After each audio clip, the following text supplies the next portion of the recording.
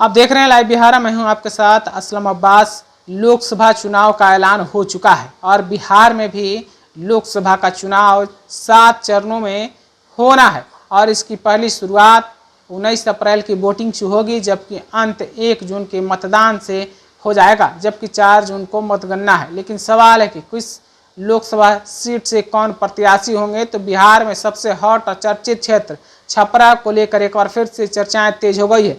राजद की तरफ से राजद सुप्रीमो लालू यादव की बेटी रोहिणी आचार्य, ये वही रोहिणी आचार्य हैं जो लालू यादव यानी अपने पिता को किडनी डोनेट की थी। अब उसके लिए जो है अब छपरा से चुनाव लड़ने के लगभग रास्ता पूरी तरीके से साफ हो गया है। आप देख सकते हैं किस तरीके से डिजिटल प्लेटफॉर्म पर आरजेडी के एमएलसी सुनील सिंह और जो कि राबड़ी देवी के मुंह बोले भाई हैं, उन्होंने साफ साफ पोस्ट करते हुए लिखा है कि छपरा से अगाध प्रेम करने वाली बेटी यानी पिता से अगाध प्रेम करने वाली बेटी रोहिणी आचार्य को टिकट मिलना चाहिए। तो आप समझ सकते हैं सुनील सिंह जिस तरीके से रोहिणी आचार्य को लेकर पैरवी कर रहे हैं, उससे अब स्पष्ट हो गया है कि लालू की बेटी रोहिणी आचार्य छपरा लोकसभा सीट से चुनाव लड़ती हुई नजर आएगी राजद के टिकट पर 2024 लोकसभा चुनाव में। जिस तरीके से मांग उठी आपने खुद पढ़ा है, खुद पढ़ सकते हैं किस तरीके से डिजिटल प्लेटफॉर्म पर आकर सुनील सिंह ने लिखा है। हालांकि सुनील सिंह की लालू परिवार से नज़दीकियों के बारे में ज़्यादा कुछ कहने की ज़रूरत नहीं है।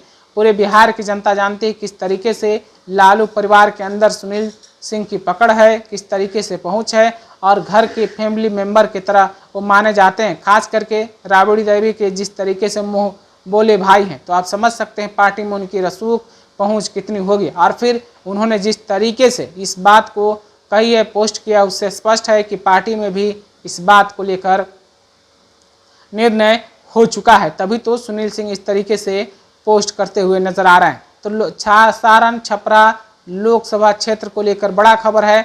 आरजेडी की तरफ से, महागठबंधन की तरफ से लालू यादव की बेटी रोहिणी आचार्य चुनाव लड़ती हुई नजर आएंगे। अब सवाल है राजद कार्यकर्ताओं के साथ महागठबंधन कार्यकर्ता किस तरीके से रोहिणी आचार्य के लिए काम करते हुए नजर आएंगे, या फिर कहें कि ऐन वक्त में या आखिरी समय में क्या कोई पार्टी के प्रत्याशी के रूप में नया चेहरा भी आ सकता है। तमाम तरह के सवाल है, लेकिन इतना ज़रूर है कि जिस तरीके से सुनील सिंह ने पैरवी की है, जिस तरीके से सुनील सिंह ने इस बात को खुलेआम कहा है, पोस्ट किया है, उससे स्पष्ट है कि रोहिणी आचार्य 2024 आम चुनाव में राजद के टिकट पर चुनाव लड़ती हुई नजर आएगी। अब सीटें छपरा ना भी हो तो कोई बात नहीं, हालांकि उनके चुनाव लड़ने की खबरें औरंगाबाद लोकसभा क्षेत्र से भी चल रही थी, काराकाट से भी चल रही थी, लेकिन सुनील सिंह के इस पोस्ट से अब स्पष्ट हो गया है कि सारण के क्षेत्र से रोहिणी आचार्य लोकसभा चुनाव लड़ती हुई नजर आएंगी।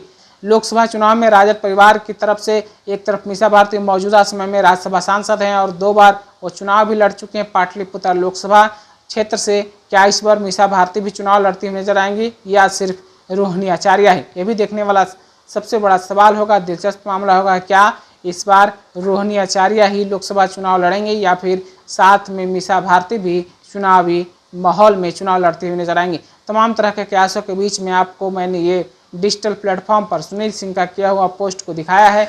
आप अपनी राय क्या रखते हैं रोहिणी आचार्य को लेकर कमेंट में हमें ज़रूर बताइएगा। तब तक के लिए आपका बहुत बहुत शुक्रिया। YouTube पर सब्सक्राइब और Facebook पर लाइक ज़रूर करें।